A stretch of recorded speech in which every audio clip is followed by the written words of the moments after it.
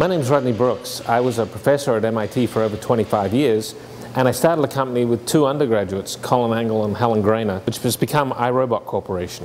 When Colin came to work in my lab when he was a sophomore, we started working on robots that were inspired by insects, and this is the very first little prototype that he built, a sort of two-legged walking insect.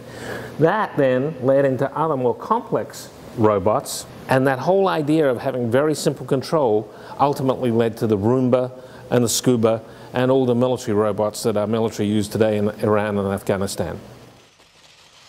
During the 1990s, we received funding from the Defense Advanced Research Projects Agency to work on lots of robots that could clean up unexploded ordnance and look for landmines. This is one of our early prototypes with electromagnets here to pick up little bomblets that hadn't exploded. By the summer of 2002, we had our first robots in Afghanistan in caves looking for military supplies. One of the really gratifying things for us is that we were able to help with the improvised explosive devices in Iraq and Afghanistan. Instead of sending a 19-year-old American kid dressed in a bomb suit out to defuse a bomb, we get to send the robots out. Sometimes the bomb blows up, but it's a robot that gets hurt, not a person. This is a robot named Scooby that had been on 20-some missions before it got blown up.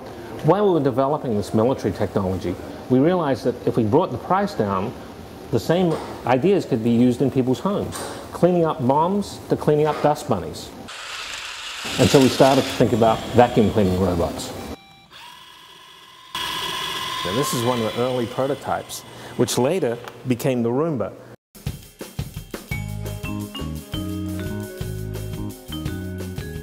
And the Roomba now is in millions of people's homes, cleaning their floors for them.